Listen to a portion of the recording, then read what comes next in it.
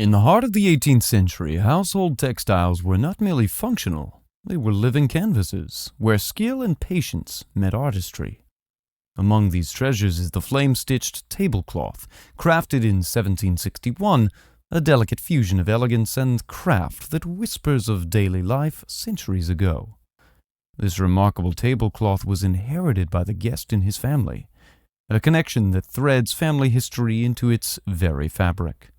It was made in 1761 by a relative of mine, a Dutch young woman who lived in Millstone, New Jersey, which is north of New Brunswick. My mother inherited it. When she inherited it, it was rolled up in a brown piece of paper. It was rolled onto a cardboard roll, and it remained in our living room closet for, I would imagine, almost 20 years before I inherited it.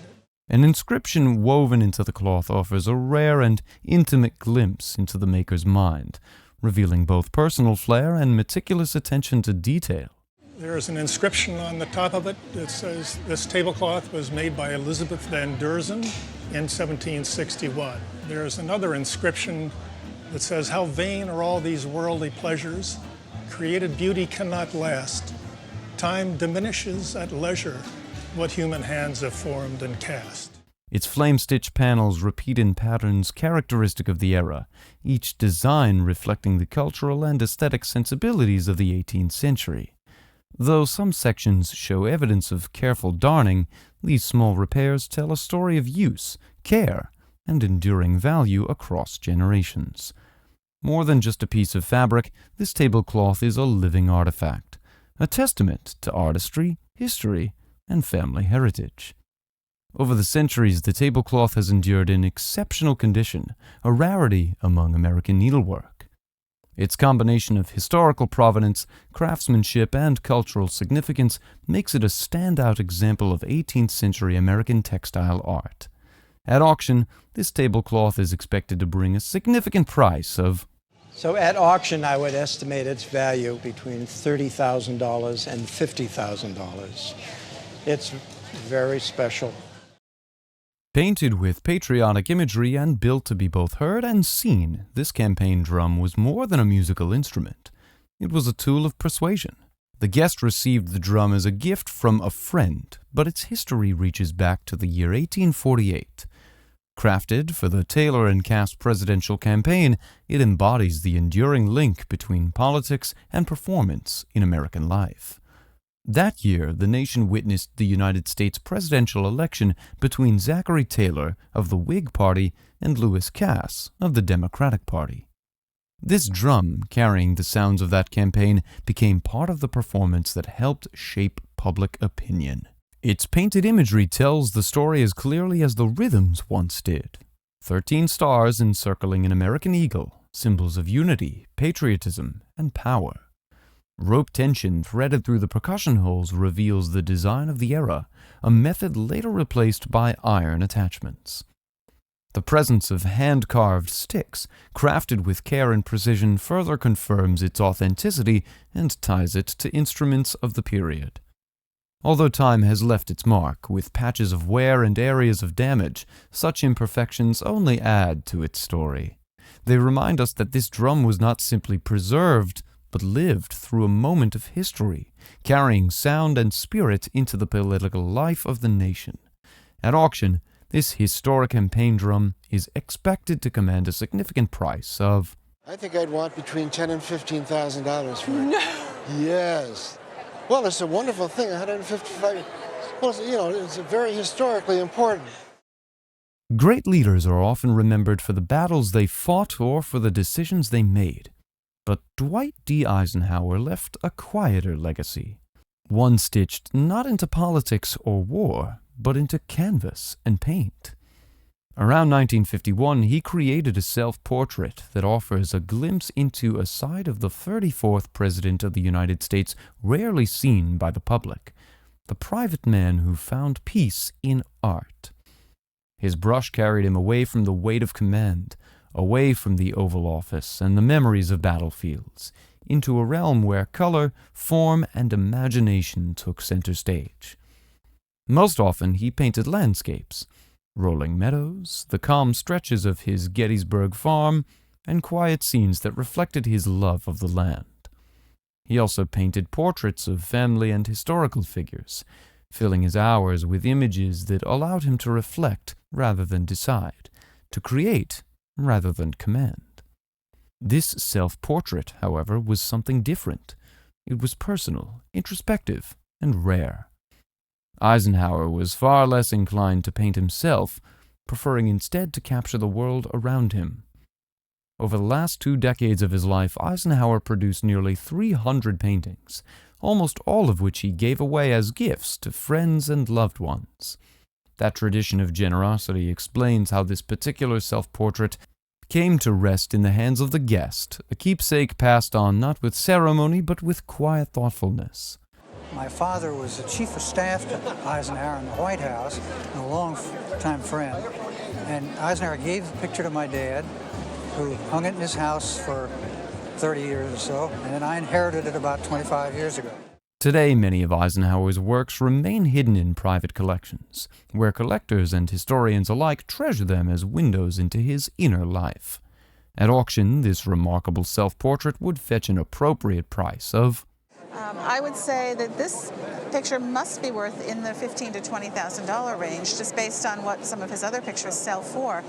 There's a range of anywhere from about $6,000 to about $35,000.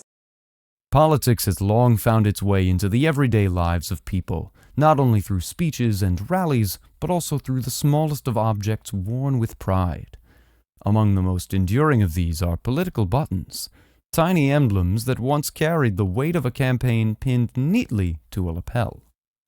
The guest's family has safeguarded such objects for generations, passing them down as both keepsakes and echoes of the past. My great-grandfather started this button collection. They had an antique shop about 50 years ago, and he was really into politics. And then after he died, my grandfather added to it and had it. Is that your grandfather? Yeah, there? this is my grandfather with Dan Quayle. Dan Quayle. We've had it in our family forever, and it's been through a fire and a tornado also. And survived all of that. Yeah. Political buttons, also called pinback or campaign buttons, were designed to carry a candidate's name, slogan, or message out into the world. Though the first mass-produced examples appeared in the late 19th century, they rose to wide popularity in the early 20th century, when advancements in manufacturing made them more accessible to voters everywhere. This particular collection holds treasures dating back to the early days of the pinback button, reaching as far as the William McKinley campaign of the 1890s. Among the collection are jugate buttons, which display paired portraits of presidential candidates alongside their vice presidential running mates. You're looking in the range of anywhere from $75 to $100 for buttons like this. A piece? Yeah. There are also flashers, novelty buttons that change images when tilted, made by companies such as Veriview of White Plains, New York. Many pieces in the collection are originals, authentic buttons from the campaigns they once championed. Others, however, are later reproductions, or so-called fantasy pieces, made to resemble historic buttons but without ties to actual political movements.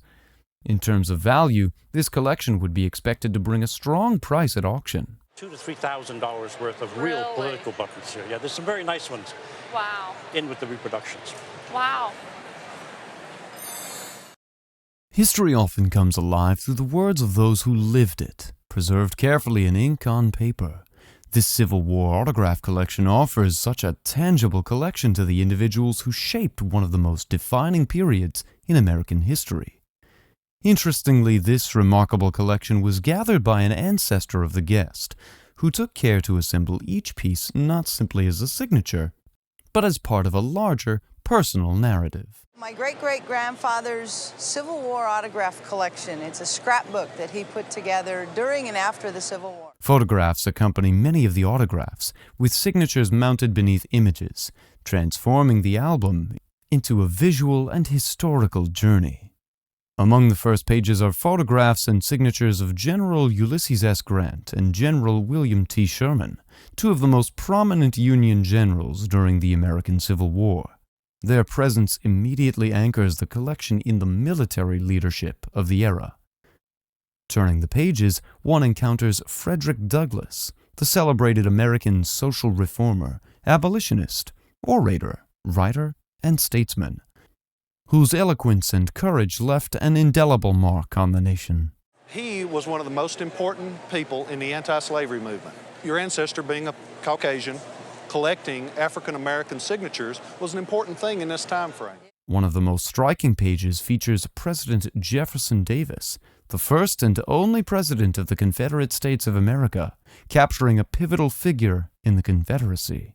Nearby lies the image and signature of General Robert E. Lee, the renowned commander of the Confederate Army, whose strategies and leadership remain central to Civil War history. This letter was from Robert E. Lee's secretary, and my grandfather wrote a letter to him requesting an autograph, and he actually apologized for the size of the autograph. There were very few. A lot of people requested them. Oh, yes. The collection also includes John Hunt Morgan, a distinguished officer who served in the Mexican-American War and rose to prominence during the Civil War. My ancestor was actually captured by Morgan, and he's written a story called A Day with General Morgan. They were forced to march down to where the trains were, and they got on the trains, and they blew the trains up, and Morgan released the whole regiment. Morgan's signature was really tough to get because he did not survive the war. With its remarkable historical significance and rarity, this extraordinary collection holds an impressive insurance value of... I would want to insure this somewhere between $75,000 and $100,000. Wow. Wow. Political cartoons have long shaped public opinion, transforming complex issues into images that are both witty and thought-provoking. Among such works are two cartoons, both dated 1947, which capture the mood of post-war America, blending humor with sharp commentary on society and politics. The guest acquired these pieces long ago, purchasing each for just $5, yet their historical and artistic value far exceeds that modest sum. Purchased them about 7 or 8 years ago from the estate sale of the lady to whom they're dedicated.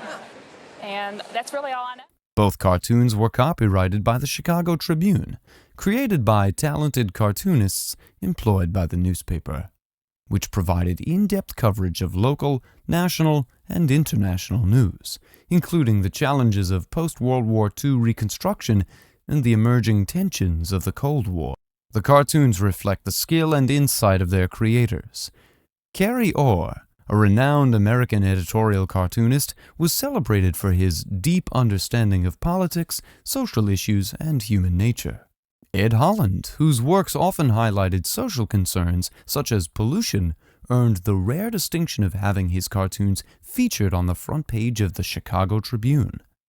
Both artists crafted drawings that were visually striking while conveying sharp commentary, and these two pieces are no exception. The cartoons offer political reflections of their era, touching on post-World War II themes, references to the Democratic and Republican parties, and European affairs.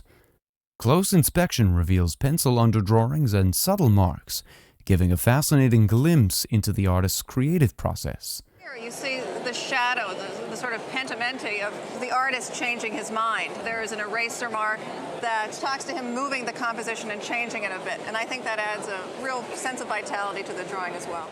In very good condition, these cartoons are not only historically significant, but also aesthetically compelling. At auction, each of these pieces would be expected to fetch a significant price of... And as a pair, I would lot them at about $300 to $500. Really? Well, thank you. I'm surprised. It's not every day that we come across a rare book of this quality. In 1969, during a bookstore moving sale, the guest acquired this book titled The Complete Angler by Isaac Walton. The Complete Angler book is a practical guide to the art of angling or fishing. The Complete Angler by Isaac Walton. It's really one of the most sought-after fishing books and most famous fishing books known. This edition, illustrated by Arthur Rackham, came in this pristine box. Rackham, renowned for his work in gift books, made this 1931 edition highly collectible. Arthur Rackham. The book's beautiful green Morocco leather binding is in deluxe condition, An original drawing by Rackham, signed and dated in 1931, adds significant value, an insurance value for this book, which portrays rural England and extols the pleasures of country life, would be set at 8,000 or 9,000 on it, so you've done very well. We have a beautiful collection, inherited by the guest from her father. To my grandfather, James McGregor, who at the time was an Indian superintendent at the Pine Ridge Reservation. And so it was handed down to me. The guest's father was a correspondent of the great American sculptor, Gutzon Borglum. Borglum is best known for his work on Mount Rushmore. He also created many other public works across the United States. This collection includes a signed photograph of Mount Rushmore. It also features a correspondence letter between the sculptor and the guest's grandfather. Additionally, there is a book written by the guest's grandfather about first-hand experiences from survivors of the Wounded Knee Massacre. Certainly was one of the first and original books published on a first-person account of survivors of that very notorious massacre. The great significance of this collection is only complemented by the provenance behind it, giving it an estimated value of $1,000 to $1,200. Cool. Very cool.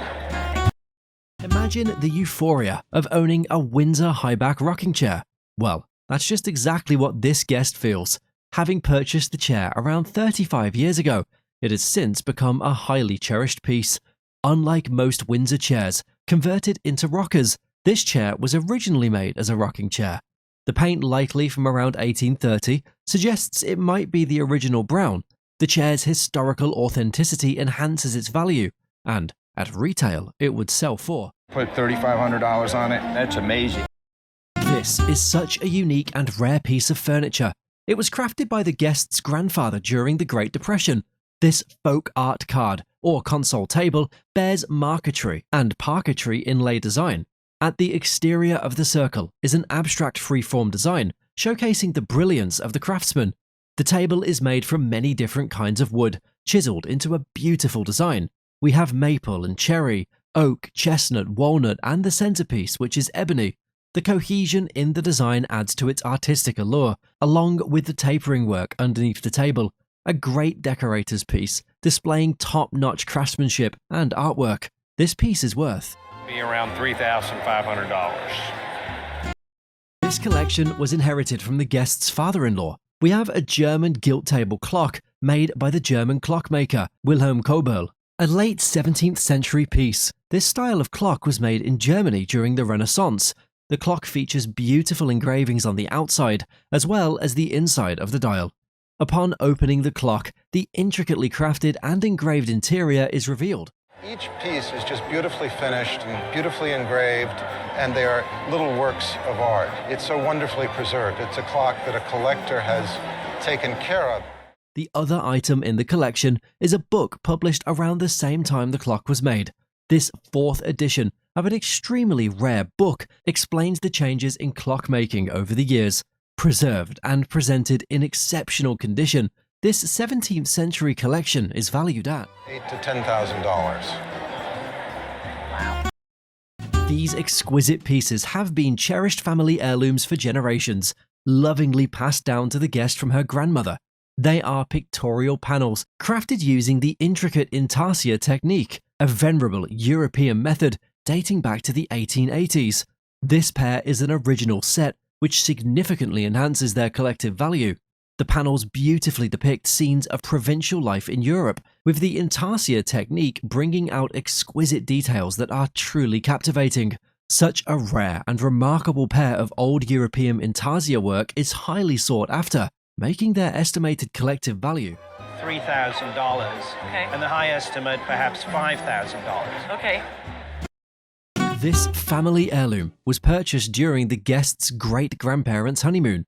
It is a necklace from the late 19th century by the renowned American luxury jewelry specialist Tiffany & Company, founded in 1837 by jeweler Charles Louis Tiffany.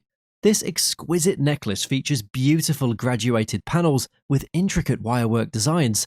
The decorative motifs on the panel are influenced by Japanese aesthetics, adding a touch of elegance and cultural fusion. On the back of the piece is a hook, which would have originally held up a locket. Upon close inspection, the Tiffany signature can be found, confirming its authenticity. Made of 18-karat gold, this necklace was previously appraised at $10,000. Given its historical significance and exquisite craftsmanship, this beautiful piece of jewelry is now worth $40,000 to $50,000 range in today's market. I don't think I'll be wearing it to any PTA meetings. Thank you. We are presented with a fantastic piece, an early model of the dolls created by Karth Kruse. Karth Kruse was a notable pioneer of German doll making, and this model presented is known as Doll 1. This designation is indicated by the wider hips of the doll compared to the later versions. When you lift this up, it's got the wide hips. Doll 2 had much narrower hips. Bearing the hallmark of the artist right under its foot, this doll is an authentic creation from the early 20th century.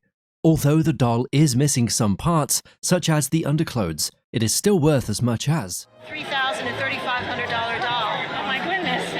$3,500. the work of Frances Hodgson Burnett, a famous 19th century author who wrote Little Lord Fauntleroy, Secret Garden, and Little Princess, are brought in for appraisal by her great-granddaughter. The first piece is the first handwritten chapter of Lord Fauntleroy in 1886, accompanied with the copy of the first edition with her signature in it.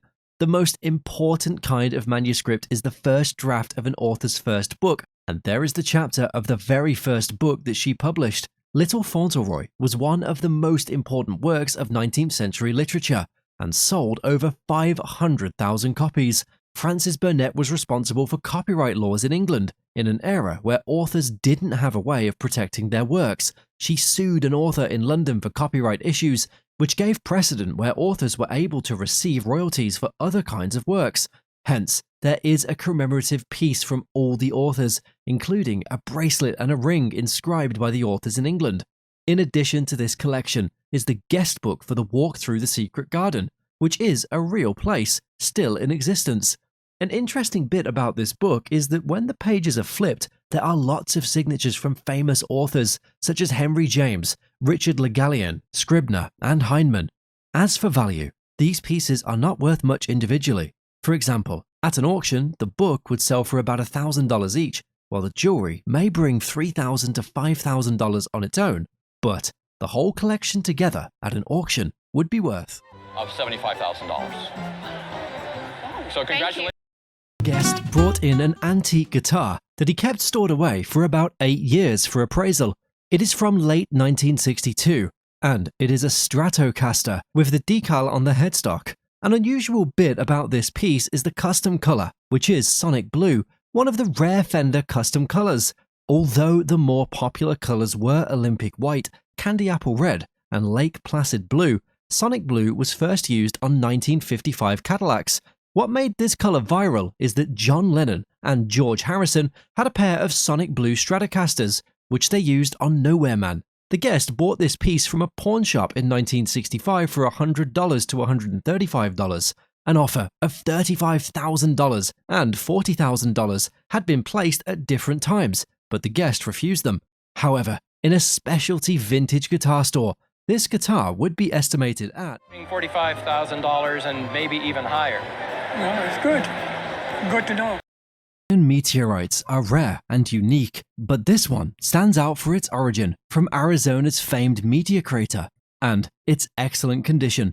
This piece was acquired in high school when the father-in-law and a friend curated a natural history museum in their neighborhood in Scarsdale, New York. At the end of the summer, the father-in-law kept the meteorite while the friend took a giant quartz crystal. The guests speculated that the meteorite originated from the meteor crater in Winslow, Arizona. The appraiser confirmed it was indeed an iron meteorite from the Canyon Diablo Fall, a 50,000-year-old crater in northern Arizona. Despite its smaller size, the piece is substantial and characteristic of the famed meteor crater. Authenticating its origin is crucial, and a geologist could verify the mineral content to match other known samples. The guest was advised to contact major museums for further validation. Given its appearance and mineral crystallization, the appraiser valued it at. If this meteorite was to come up for auction, I would give it an auction estimate of $15,000 to $20,000. Really? Whoa. pretty good for a lump of iron, huh? This wooden works tool clock boasts an intriguing history and unique craftsmanship. It has all wooden gears, so from what we understand from a clock shop in Charlotte where we took it to get cleaned. It features all wooden gears and dates back to the early 19th century. This was a period when wooden mechanisms were favored for their cost effectiveness over brass. They do run well when you have a nice arid climate. Well, what attracted you to this clock to buy it? Well, the face is, I think, very attractive, and just the simplicity of the case itself. Also, this piece was crafted between 1827 and 1835. Interestingly, the clock's poplar case, once painted, now appears simple but charming, hinting its utilitarian origins. True allure lies in the dial, an exquisite example of folk art. The vibrant colors, remarkable signature, and unique quirks elevate its appeal. However, this clock is a testament to both historical craftsmanship and timeless artistry, and is valued at. In a retail situation, I would expect this clock to sell in the $4,000 to $5,000 range. Oh, really? Because of the dial. It's just fantastic. It's one of the best I've ever seen. Thank you. That's great news. The Civil War Federal Group tintype brings history to life with its rich details and character. We just kept it in the closet forever, but I know that it's a Civil War picture. I'm not certain how old it is or what they represent. Well, you're absolutely right. It is a Civil War tintype. Capturing Western federal soldiers, this photograph shows a fascinating array of uniforms and personal items, making it a unique relic from the First War to extensively used photography. Here, this fellow over here is wearing an interesting shell jacket. This gentleman right here has a fantastic civilian hat. He's wearing a civilian shirt, too. Yeah. We've got a gentleman here who appears to be carrying a plant revolver. Unlike Civil War photographs featuring single soldiers in standard poses, this tintype stands out with its dynamic scene. The soldiers wear a mix of 4-button sack coats, shell jackets, civilian hats, and even a scarce plant revolver. The American flag in the background adds patriotic significance, while one soldier's ID badge, a precursor to modern dog tags, highlights the war's harsh realities. This group image brims with personality and historical value, elevating its worth far beyond the average Civil War tintype. However, this tintype vividly represents not just a moment in history, but the individual stories of the men within its frame and is worth. In a retail setting today, would be approximately $1,000 to $1,200. Wow. This cabinet tells stories, whispering secrets of a bygone era through its intricate carvings and timeless design. It was given to the guest by their grandfather 20 years ago for their 25th birthday. The grandfather had asked the guest's mother if there was anything they had ever wanted, and she mentioned a cabinet with birds on the front. The grandfather found it in his closet and gave it to the guest. The cabinet was made in 1884, as indicated on the front. The appraiser no makers. One prominent maker was Ben Pittman, an Englishman involved with the local art academy and university. Pittman's distinctive style included stippled backgrounds on flat carved panels and nature motifs. The appraiser suggested that while the cabinet was not signed, it was likely made by Pittman or one of his followers. They highlighted the cabinet's detailed mahogany carving. It also features lovely brass strap hinges that are characteristic of the aesthetic movement and for auction. So I think for insurance purposes, the value for a piece like this would probably be about $8,000 or $9,000. Wow. Teapots have been cherished across different cultures for their unique ability to retain heat and enhance the flavor of tea. A notable example is this teapot exhibited on the show, which was gifted to the guest by her mother. This teapot is crafted from porcelain and features a fish-shaped spout, a fish-shaped knob, and fish motifs on the side. At the bottom, we can discern both painted stylized waves and waves in relief. Additionally, there is a pierced gallery around a fish figure at the top. We can identify this teapot as originating from Japan based on its design. An Asian creation, the teapot as we know it, this ovoid shape with a loop handle, was created in China for the first time. And then that was adopted by the Japanese, and it became something that was extraordinarily popular in China and Japan far earlier than it was here in the West. It also bears the maker's mark, Makazu Kozan, at the bottom.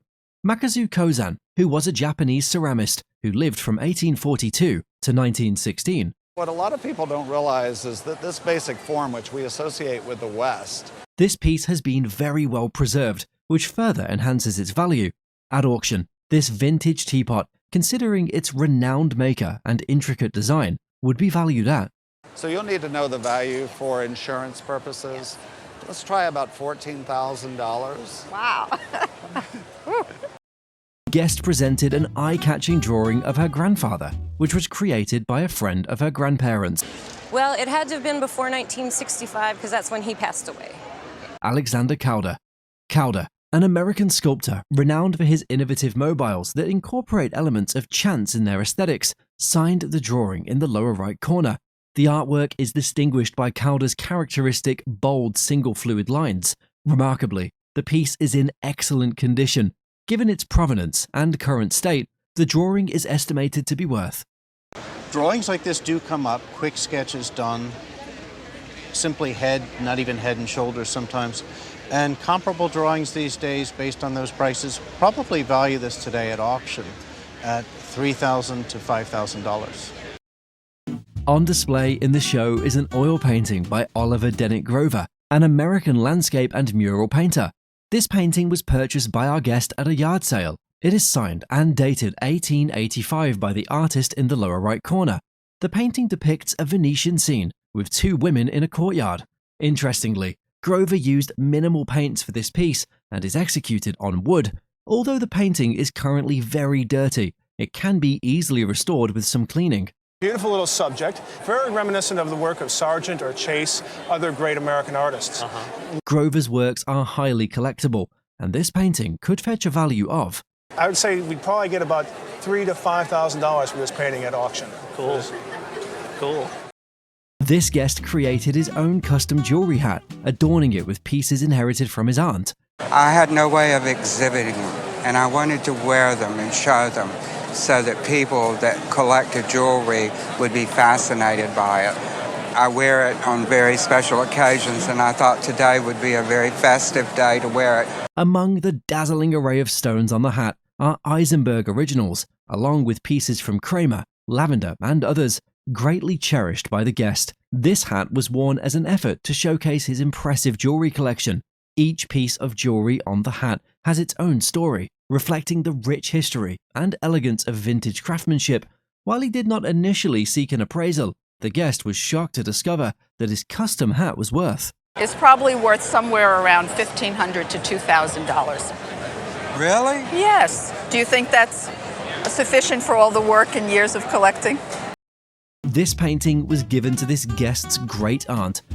And that was passed to my parents, and my parents gave it to me about 15 years ago. The painting is clearly signed.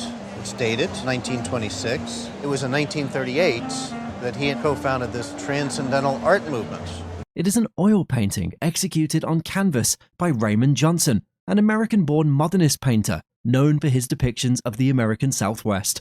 This painting is atypical of Johnson's work, being much more representational rather than his usual transcendental art that emphasizes spirituality over pure form. Signed and dated 1926, this piece is titled Pot and Blanket. Presented in excellent condition, a painting of this quality and significance is estimated to be worth. Auction purposes today, you're probably talking about $25,000 to $35,000. So it's really a valuable thing. Oh my gosh, that's wonderful. Thank you. Our gaze falls upon this beautiful piece presented on the show. This is a silk panel of Chinese origin, purchased by the guest from a friend who found it at a flea market in Portugal. I've owned it for 26 years. A friend of mine was starting an interior design business, and she brought this back from a flea market in Portugal. The appraiser suggests it was made for a wedding celebration, as the depicted figures of boys raising banners are highly indicative of such events. The piece would have most likely adorned the wall of the room where the celebration took place. Dated back to around 1880, this immaculate piece showcases the rich tradition and cultural significance of the Chinese wedding ceremony. At auction, this exquisite silk panel would sell for a considerable sum, estimated at. Oh, You know what it's worth? I have no idea. What if I said $4,000 to $6,000 at auction? I would be very. This guest's parents were close acquaintances of the artist. She left Chicago, she went to LA, and I lost contact with her other than one visit. But they were longtime friends, and my father used to be in contact with her all the time down in LA. We see a lot of her pottery. And the guest inherited this remarkable collection from them. Polia Pillin, a Polish-American ceramist, was one of the leading American ceramists of the 20th century, renowned for her hand-thrown pottery using engobe and gaze techniques. The collection features 2 watercolor or gouache paintings. The first piece is a Mexican scene, bearing the artist's signature and valued at. And you see the landscapes, $1,000 to $1,500. The second, much more valuable and rare, is a portrait work estimated to be worth. And we seem to agree that an auction estimate of $8,000 to $12,000. Oh my. Additionally, the collection includes a charming little piece of pottery, not particularly unique or rare, but still a delightful addition, selling for. But a plate like this at auction would probably bring about $200. Guest brought a painting that was given as a wedding gift to his parents in 1940. I got it when they moved out of Chicago and they were moving to a smaller house, and some of the items in the house I acquired. That was about more than 30 years ago. Wow. The painting was by Joseph Henry Sharp, an artist associated with the Taos School in New Mexico. The appraiser provided background details about the artist, who was renowned for his paintings of Native American scenes and landscapes. Sharp's works gained significant recognition, with the Smithsonian purchasing some of his pieces. The painting in question was an oil on canvas depicting a Taos scene, featuring a conversation between 2 Native Americans. Moreover, it featured Sharp's characteristic use of light and shadow. The appraiser admired the piece's superb condition, with no damage, tears, or significant wear. Considering the desirability and strong market value, the painting's value was suggested to be. If it were in a gallery, I would expect it to sell in the range of $400,000. $400,000. Yes. It's a lot. Yes. Guest presented an autograph album that had belonged to her husband's great aunt. The appraiser examined the album and provided detailed information about it. The album featured a Dutch 17th century silver binding, which was elaborately engraved on both sides. However, the appraiser noted that the binding was somewhat loose. The book itself was a 19th century volume that had been placed into this antique binding. This autograph album contained signatures from several notable visitors. Among these signatures was that of Peter Ilyich Tchaikovsky, who not only signed the book, but also included a musical quotation in 1891. Other significant autographs included those of Mark Twain and Rudyard Kipling. The appraiser highlighted the excellent condition of the signatures, noting their cleanliness and neatness. Due to the album's historical significance, the suggested value was. I think that this album would be worth around $10,000 today. Wow. So you have really a nice little family heirloom. The guest presented 2 bronze animal sculptures from a gallery in San Jose. These beautiful pieces were created by Ben Bufano, who began a series of animal sculptures in the 1930s. The appraiser provided background details about Bufano, highlighting his significant contributions to the art scene in San Francisco and the Bay Area. Bufano was renowned for working in various media, including drawing, painting, terracotta sculpture, glass mosaic, and large-scale public murals. These particular sculptures are believed to be from the later part of Bufano's career, likely purchased in the 1960s. The appraiser noted that both sculptures were signed and numbered at the base, indicating their limited edition. The guest expressed delight at the appraised value of the pieces. I would expect these at auction to bring about $10,000. Okay. Together? That's together. Okay. So if I were to price these separately, I would actually put a little bit more on the hedgehog that's near me. Yay! A graphite drawing was presented at the show, accompanied by a captivating family story. It usually comes with a really great story, too. So when did this first come into your family? The first item entered into the guest's family in the late 1800s through his great-great-uncle, Wynyard. This remarkable piece was created by the renowned American Western artist, Charlie Russell. Wynyard met Russell and traveled with him on a trip to Alberta, Canada. During their stay, Wynyard kept Russell's paintings and sketches in exchange for the horse and saddle Russell took. The appraiser underscored the significance of Russell's trip to Alberta, where he resided with the Blackfeet tribe. The graphite drawing depicts Russell's painting, while members of the Blackfeet tribe observe. On the other side of the drawing is a portrait of an Indian chief. The appraiser emphasized the importance of authenticating it as an original Russell piece. If confirmed as genuine, the drawing could have an insurance value of. I think when it is authenticated, it could have an insurance value of $20,000. Russell is an extraordinarily important and beloved American artist. The guest presented a pair of andirons that had been in her family for years.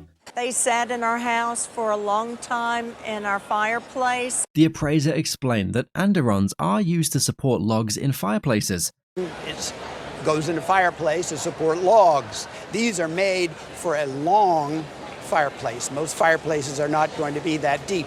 The back part of the particular andirons had been replaced, likely due to wear and tear. Various features were discussed to determine the age of the andirons. One notable feature was a line down the andirons, indicating they were made by joining two molds together. Another feature mentioned was that newer andirons typically have a rod with a nut, rather than a peened over rod at their base. This specific pair of andirons had ball and talon feet, acorn finials on top, and an American eagle engraved on the front. This engraving suggested that the andirons originated from Philadelphia. Based on these distinctive features, the estimated value was A good estimate for these circa 1800 andirons would be $5,000 to $7,000. You're kidding. No. Oh my gosh. So. We have here a vintage map of the United States. This piece was acquired by a guest at a local school library auction 10 years ago. The local maps of Rochester were all taken, and I happened to see this and looked pretty interesting, so I took it in hand and left with it. The map was issued by the Colton firm in New York in 1853, Joseph Hutchins Colton. It is mounted on linen and attached to rollers so it can be hung. Maps like this were issued and then laid onto linen, and you can see a little bit of the linen up here. And then they were varnished with varnish to protect them and attached to rollers like this so they could be hung, and they were hung in land offices and law offices. The map features the states of the country and many detailed routes. Furthermore, maps like this one were in high demand in the 19th century by immigrants arriving in the country at the time. For instance, people going out on the Oregon Trail could look on this map, and up here you can see you have the Oregon route.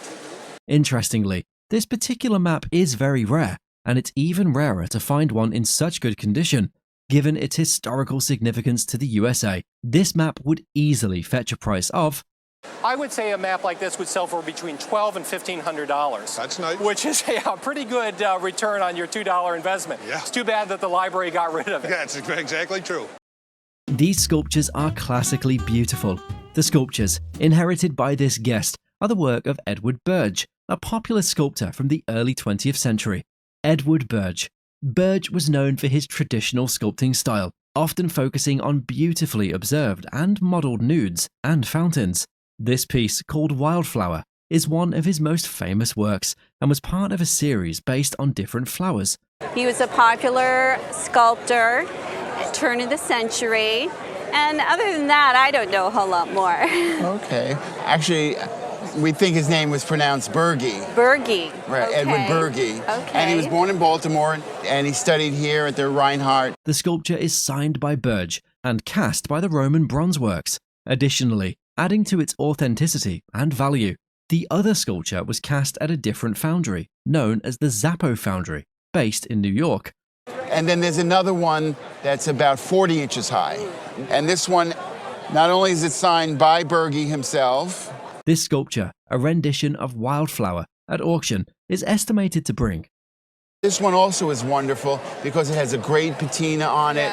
It's nicely modeled. This one has a different foundry on it. While the other beautifully cast bronze sculpture by Burge could fetch At auction would probably bring between $2,000 and $3,000. No kidding. Oh, no. And this young lady here, again, beautifully cast bronze, I would think at auction would probably bring $3,000, $4,000. Oh, no. Well, thanks for bringing it in. Well, thank you so much. Good. There's quite a fascination with memorabilia being cherished. Imagine how ecstatic this guest must feel upon owning such pieces of memorabilia from Marilyn Monroe. Marilyn Monroe. The memorabilia includes a letter from the guest's brother during the Korean War in 1954 and a tissue with Marilyn Monroe's lipstick on it. And you have the tissue with lipstick on it of Marilyn's. We can't bury the lead here. It's Marilyn Monroe's lipstick that we're looking at. The letter details how he obtained the tissue from Marilyn Monroe's dressing room after a performance for the troops. The letter is written on official 1st Marines Division stationery, confirming the authenticity of the story. Marilyn Monroe performed for over 100,000 troops in Korea during a 4-day tour in 1954, leaving a lasting impression. This letter is everything. So what's interesting is this is on his official stationery, and we have all of the signifiers that make sense for 1st Marines Division, which is what he was in. Okay. The tissue, preserved with her lipstick, is an extraordinary artifact, surviving against all odds. Given its unique provenance and the cultural impact of Marilyn Monroe, this piece is conservatively valued at. But because Marilyn touched it and her lipstick's on there, I think conservatively an auction estimate would be at least $3,000 to $5,000. Oh, wow. And I can't imagine that there wouldn't be some Marilyn collectors who would definitely compete for that because it's such a unique artifact. Yeah, that's amazing. There's something deeply impactful about this particular work of art. This is a painting by the New Haven artist Winfred Rembert, entitled Moonshiners, hand-carved and tooled on leather. Winfred Rembert. Rembert's art reflects his experiences growing up in the Jim Crow South. He learned to create these remarkable pieces during his time in prison. We did have a choice. It was his very modest home, and they were all lined up. There was probably 12, 13 paintings. It was all his community, his experiences. This spoke to us, and it hangs in our dining rooms. This technique of painting on leather, which he mastered in prison, adds distinction to his works. Rembert's personal history of survival and resilience adds profound depth to his artwork. His autobiography, Chasing Me to My Grave, won the Pulitzer Prize in 2021, further solidifying his legacy. This painting's depiction of moonshiners and the vibrant scenes of daily life in the South make it a powerful narrative piece. During his imprisonment, he actually learned to read, and then he learned to write. He met his wife while in prison, Patsy. In today's market, given its historical significance and unique artistry, this painting could retail for. In today's market, retail, I would have no problem saying this is somewhere between $100,000 and $125,000. Are you serious?